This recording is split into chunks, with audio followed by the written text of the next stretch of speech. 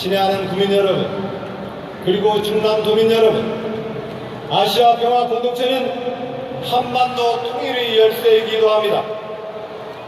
한반도의 통일이 7천만 우리 민족의 단순한 재결합에 머문다면 주변 모든 국가들이 7천만이 넘는 강대국의 주변을 달가워할 리 없습니다.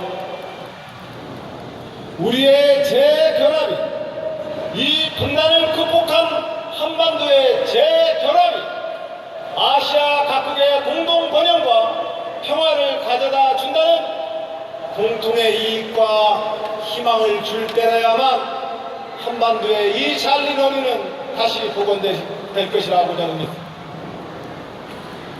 그리하여 우리는 우리의 통일의 관점을 아시아 평화 공동체라는 원대한 큰 꿈을 향하기 위한 첫 번째 단계요, 한반도의 통일은 이 원대한 퍼즐을 맞춰내는 과정으로서 이해하자고 저는 제안합니다. 남과 북이 아시아 단일 시장과 집단 안보 체제 형성에 함께 노력하고 아시아 평화 공동체 형성의 중심에 선다면 주변국들이 남북 통일을 지지할 것입니다. 한반도 통일을 아시아의 번영과 평화를 위한 중요 과제로 인식할 것입니다. 저는 이러한 통일을 향한 우리의 길에 안팎으로 쉽지 않은 과제를 풀어나가야 한다고 생각합니다. 저는 그런 점에서 세 가지를 제안합니다. 무엇보다도 먼저 20세기식의 낡은 진보와 보수의 정쟁을 끝내야 합니다. 상대를 향해서 종북 좌빨이라는 색깔을 뒤집어 씌우거나 이미 70년이 지난 그 과거사를 바탕으로 상대를 친일의 자손이라고 공격해서도 왕래입니다. 우리는 지난 20세기의 이 식민지와 전쟁의 상처가 남겨놓은 이 대한민국 내 분열과 반복의 상처를 우리는 극복해내야 합니다. 극복해낼 때 우리는 좀 더 효과적인 대북 대화를 진행할 수 있고 좀 더 우리는 효과적인 아시아 평화 공동체를 향한 대한민국의 외교 전략을 펼 수 있습니다. 저는 그리하여 거듭 모든 정치 지도자와 정당 지도자들에게 제안합니다. 20세기 식민지와 전쟁의 상처에 미움과 분노를 끌어올리는 그 어떠한 분열적인 언행도 삼가할 것을 저는 제안합니다.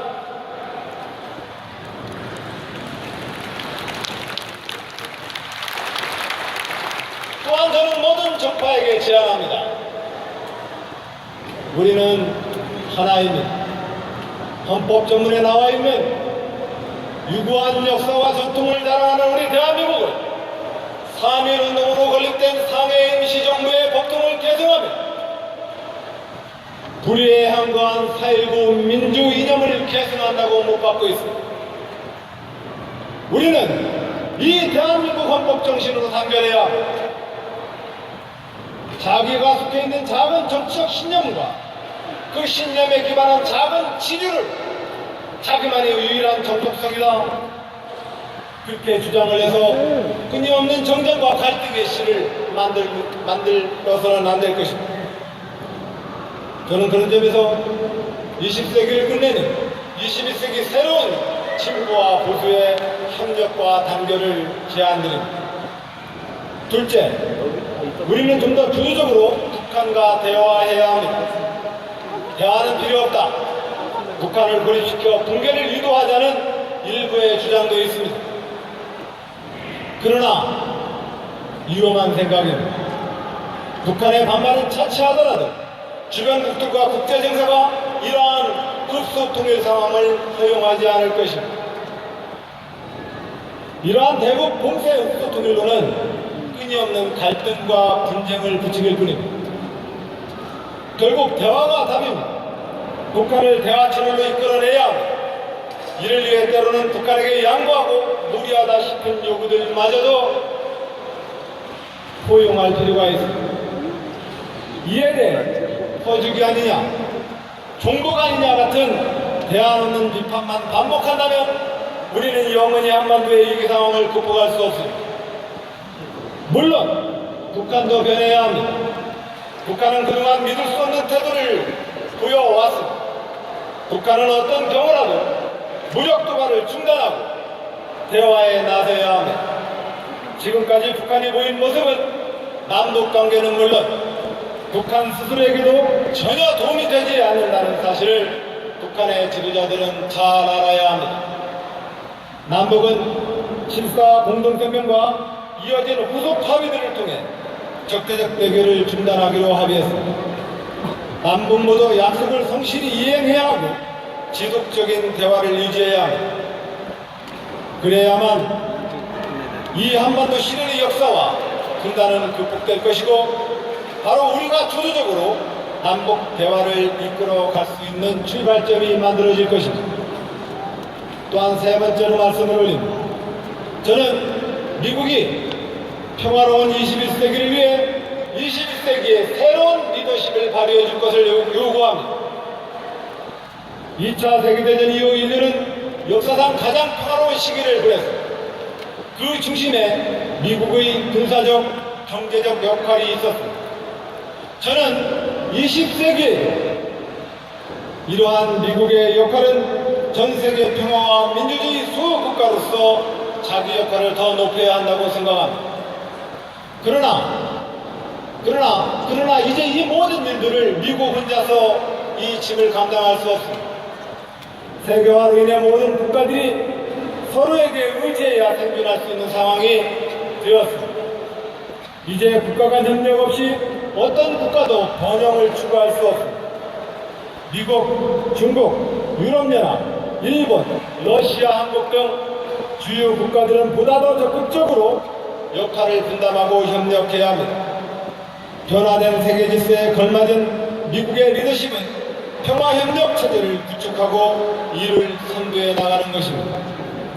그러나 최근 동북아 정세는 평화와 협력보다는 경쟁과 갈등으로 치닫고 있습니다. 미국과 중국이 20세기식 안보 전략에 기초해서 충돌하고 있기 때문입니다. 미국과 중국이 상대를 잠재적 적국으로 상정하고 대결을 벌인다면 누구도 승자가 될 수 없고 아시아 연맹의 모든 국가들은 불행한 역사를 다시 반복하게 될 것입니다. 그런 점에서 저는 미국이 지도자들에게 제안합니다.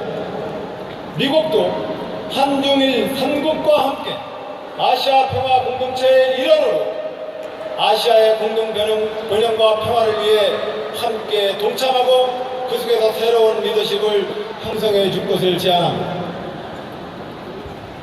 21세기 세계 경제의 중심인 아시아의 평화가 유지될 때 미국의 전략적 이익도 극대화될 것입니다. 이것이 한미동맹 70년의 우정 그리고 민주주의와 평화라는 두 나라의 공동 목표에 부합하는 일이라고 생각합니다. 웰링턴 국립묘지에 묻힌 수많은 미군 병사들이 목숨 바쳐 싸웠던 가치도 바로 평화와 민주주의 수호였습니다. 아시아 평화 번영을 위한 21세기 미국의 새로운 역할을 기대합니다. 친애하는 충남도민 여러분, 저는 이 자리에서 우리 충청남도가 앞장서서 지난 이 20세기의 모든 상처들을 우리 충청남도가 앞장서서 선두적으로 해결해 나가자고 제안합니다. 우리 충청남도의 부여 공조 백제 역사유적지구는 지난 7월 세계 유네스코 역사유산으로 등재되었습니다.